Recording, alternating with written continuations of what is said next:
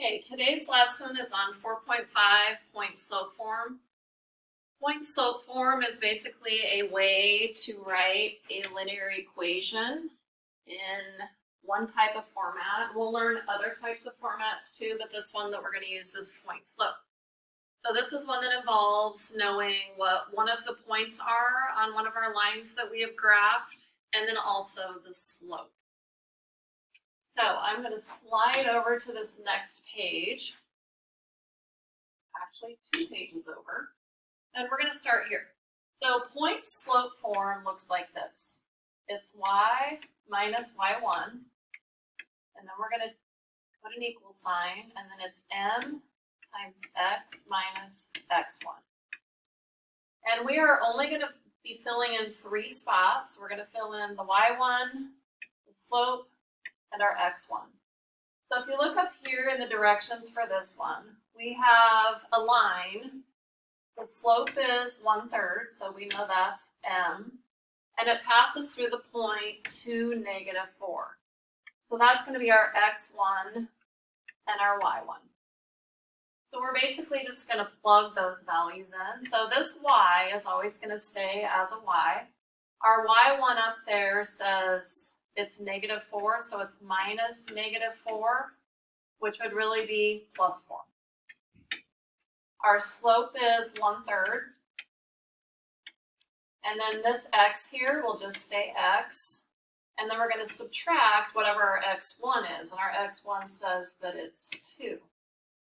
So if we were to clean this up a little bit, it's going to read just y plus 4 equals 1/3 x minus 2.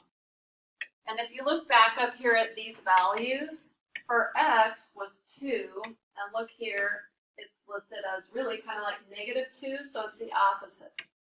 This one is listed as -4, and in our point slope form it's listed as +4. So that's a good way to look at it and not mess up your signs. So this right here would be our final answer for that one. All right, let's go ahead and do number 2. This is our slope, and here's our x1, y1. So again, this is just a format for writing our linear equations. So we're going to start with y. So this is the formula that we're using for all of this, or the format, I should say. So we have y minus our y1 is 24, so the opposite of that is minus 24. Our slope, we said, was -7. Then we have x minus whatever x1 is. Well, our x1 is 0. So that was a pretty easy one. So we're done with that. Let's go ahead and do number 4. So again, we start with y. We have our x1, y1, and here is m. So it's y minus whatever y1 is, which is really minus -5, which would just be the opposite of that, or +5, equals our slope is -1/2. And then we have x minus whatever x is, so that'd be x minus -3, which is really just x plus 3. So it's always the opposite. And this would be your final answer. All right, let's go on to this next page. So when we talked about functions, we know this reads our function of x. So here's x, and here's y. So we'll rename it as our x1 and our y1, and here's our slope. So it's really what we were just doing. So we have y, our x1 is -2, so that's going to go in as +2. Our slope is -1/6, and we have our x. Oh, whoops, I just put the x in the wrong spot. This should be -8. So this is y minus 8. So 8 was right here. Sorry about that. Equals 1/6 x, and then our x value is right here at -2, so we put that in as +2. Okay, and same thing over here. Our x1 would be 3. Our y1 would be 32, and here's our m. So we have y minus 32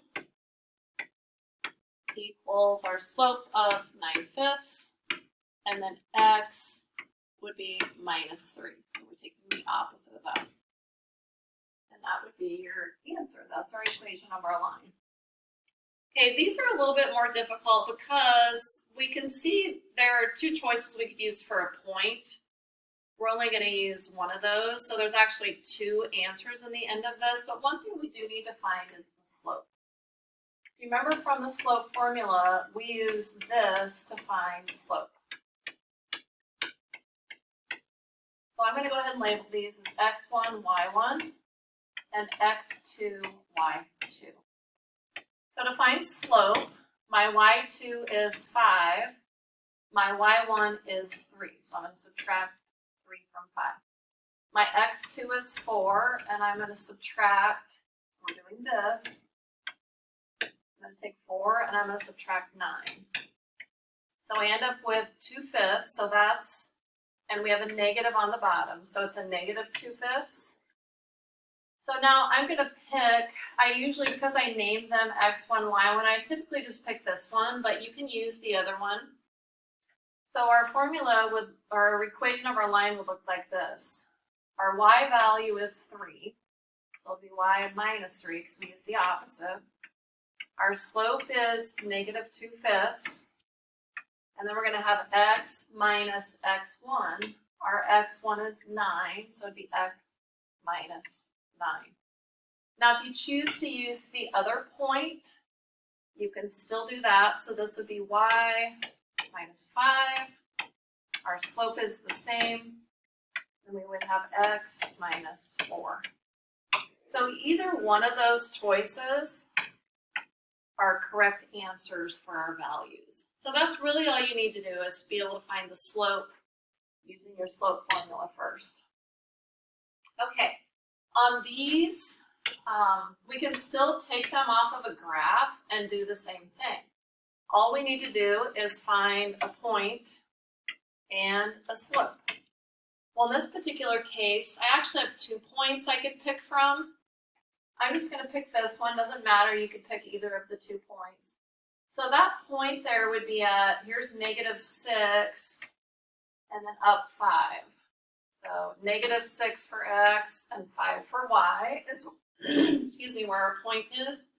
Now the next thing from that point to this other point, we're going to find what our slope is.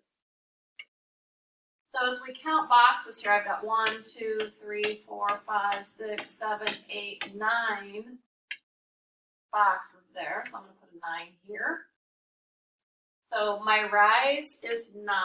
Remember, this is rise over the run. And my run across this way is 2.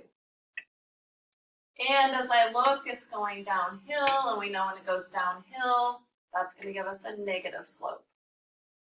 So then I'm going to take these values and plug it in our point slope format. So this is our x1, y1. So we have y, and that'd be minus 5 because we use the opposite, equals negative 9 over 2. And then we'll put in our x minus negative 6, which would become x plus 6. Now, if you chose to use the other point, that point is negative 4, negative 4. So another choice we could have is y plus 4 equals same slope, negative 9 over 2, and then also x plus 4.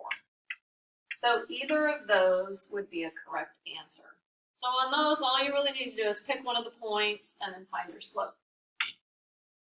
All right, on these, all we have to do is look at the equation and try to find the point and a slope for each of those. Your slope, I think, is always the easiest part to find. There's our slope in the first problem, so we're going to list our slope as 2. And then our point, remember, is always going to be the opposite. So our y value is going to be 4, and our x value is going to be 1. And that's all you have to do is list those things. We're finding the slope and a point for each of those. This one here, our slope is 2/3. and then our ordered pair. So y is going to be the opposite of that. That would be 3, and x would be the opposite of that for 1. And that would be your final answer. The final one I'm going to do on this screen is this problem number 3, because over here on the right, we don't have our typical format, but if you have a 6 connected to an x, that means there's a minus 0 out here, and getting rid of that minus 0 doesn't affect the problem at all. So now I can look at it better. I know my slope is 6 right there. This is my y, this is my x. So my y, the opposite of 8 would be negative 8, and my x value then would be 0. So that would be your final answer for that one. All right, so this last part, we are going to graph each of these lines. So we can do this in this format because we know the slope is 2/3, and our ordered pair, our y says -2, so that means +2, and our x is +2, so that means that's a -2. So this is the first thing we're going to do. We're going to graph -2, 2, which would be here. And then from that point, our slope is 2/3. Remember, that's rise over run. There is no negative, so we're going to rise upward 2 and then go over 3. So our second point is going to be right there. And then all we're going to do is connect those 2 points together. This next one is one of those kind of funny looking ones where we have to actually add in that -0.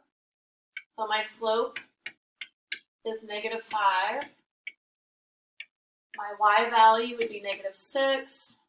And my x value is 0. So I'm going to put a point at 0, -6.